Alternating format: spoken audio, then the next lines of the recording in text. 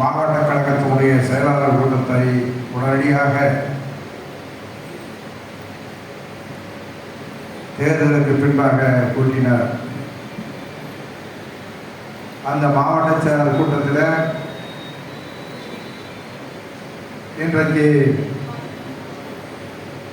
தமிழகத்தில் வெற்றி பெற்றால் அதற்கு நான் தான் காரணம். இன்றைக்கு தோல்வி அடைந்ததற்கும் நான் தான் காரணம் என்று நம்முடைய முதலமைச்சர் சொல்லுகின்ற போது அத்தனை மாவட்ட செயலாளர்களும் கண்கலங்கினார்கள். அப்போது நம்முடைய தலைவர் அவர்கள்